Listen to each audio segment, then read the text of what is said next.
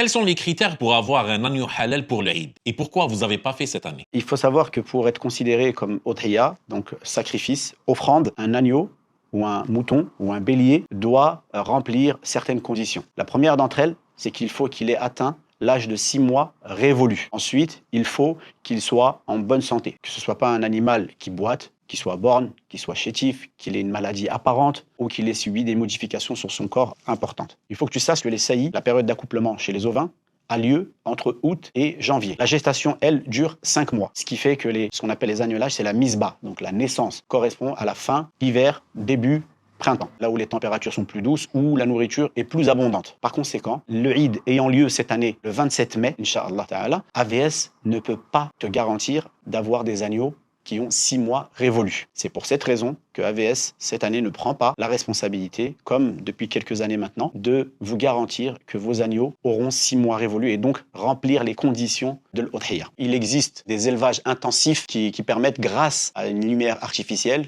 ou à des traitements hormonaux, de pouvoir garantir des naissances en automne ou à d'autres moments de l'année pour certaines races spécifiques. Il faut savoir que nous faisons le Eid, mais pour les bovins. Donc les bovins, à la différence des ovins, disposent de ce qu'on appelle un DAB. C'est un document d'identification personnalisé. Donc chaque bovin, on peut s'assurer qu'il est bien 2 ans avant de pouvoir le considérer comme en abattage, comme pour l'Eid. Les ovins, c'est pas pareil, parce que eux, c'est une identification par lot et non des identifications individuelles. Mais est-ce que vous avez des solutions pour le futur? Nous travaillons sur une solution où nous irions mettre des boucles à la naissance, ou alors 6 mois avant, sur des agneaux qui sont déjà nés, des puces avec un système d'identification, soit RFID, soit autre, qui nous permettront le jour de l'Eid, au travers d'un scan, d'avoir la naissance exacte de chacun des agneaux, pour pouvoir le garantir pour les années à venir à nos consommateurs. Mais pourquoi il y a autant de contrôles? Il faut savoir que c'est un jour où beaucoup de gens trichent, et surtout à travers l'Europe. La condition pour qu'un ovin soit considéré sacrifice du Eid, il faut qu'il soit abattu après la salat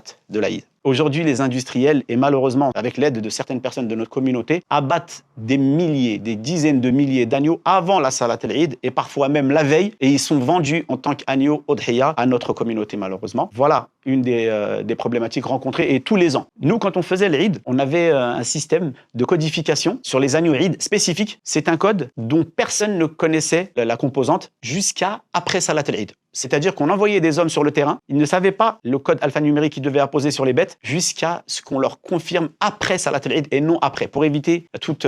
on poussait vraiment comme ça, c'était notre façon de travailler. Quand on y allait, on avait une personne à la bergerie, donc elle est là pour s'assurer l'âge des agneaux, la conformité physique, donc voir qu'elle n'est pas borgne, qu'il ne boite pas, qu'il n'est pas chétif, qu'il n'est pas malade. Donc une fois que cette personne-là a validé, les agneaux sont amenés au travers d'un restreinaire vers le point de saignée. Souvent c'est nous qui faisons le sacrifice nous-mêmes, hein. Mais sinon c'est fait, on le délègue à une personne qui est musulmane et qui est pratiquante. On lui met à côté de lui une personne qui est là pour donner les noms des personnes pour lesquelles on va sacrifier cet agneau-là. Est-ce que tu as une anecdote à nous raconter? Alors l'anecdote, il faut savoir, et ça m'est arrivé à moi personnellement, à l'époque où j'étais responsable du secteur international, en 2014, un abattoir en Espagne, il se reconnaîtra certainement, nous avions 2000 agneaux de prévus. Et après avoir fait Salat al-Eid, j'ai vu le cheptel et j'ai vu des animaux qui me paraissaient vraiment très petits. Et ça fait maintenant, moi, plus de 20 ans que je suis à AVS. On commence quand même à connaître un petit peu. Et j'ai vu que les agneaux étaient petits. Alors moi, j'ai été voir le chef des vétérinaires en Espagne et je lui dis, ils ont 3-4 mois ces agneaux. Et il me confirme, oui, ils ont bien 3-4 mois. Et je lui dis, est-ce que vous avez un document pour le lot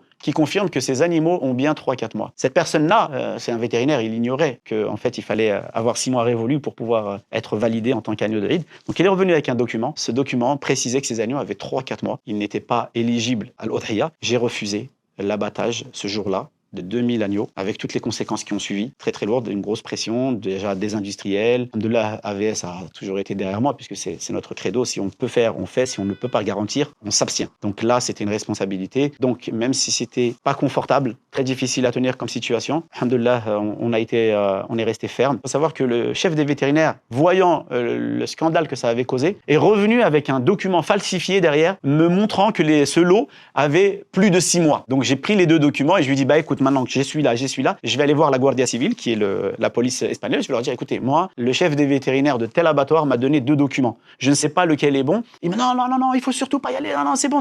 Et là, le rideau s'est baissé parce qu'il n'y avait plus moyen de pression, il n'y avait plus rien, parce qu'ils se sont rendus compte qu'ils étaient en train de tromper. Est-ce que vous avez un message aux personnes qui parlent en votre nom? Pour les consommateurs, il faut qu'ils se retournent vers AVS, pour poser la question, sachant que nous avons communiqué là-dessus, disant que nous ne faisons pas l'Eid al-Adha pour les agneaux, je le répète, pour les bovins on le fait. Il faut revenir vers nous et nous on vous le certifiera. On a différents moyens de communication, on touche pas mal de personnes. On a notre site et on a notre standard aussi qui peut vous répondre. Le deuxième, c'est pour la personne qui dit qu'au nom d'AVS, elle garantit l'Eid, qu'elle craigne son Seigneur, tout simplement. Puisqu'on ne fait pas dire à quelqu'un ce qu'il n'a pas dit. Je pense que la responsabilité, elle est double, puisqu'il parle en notre nom, il ment en notre nom, et il garantit des choses qu'il ne peut pas garantir. En tant que certificateur, association indépendante, c'est très difficile déjà le jour du Eid, et avec une équipe de 6 personnes. Alors un boucher derrière son comptoir, le garantir, c'est plus que compliqué, surtout que beaucoup d'agneaux sont abattus avant l'Eid. Mais c'est qui AVS? Vous êtes qui en fait?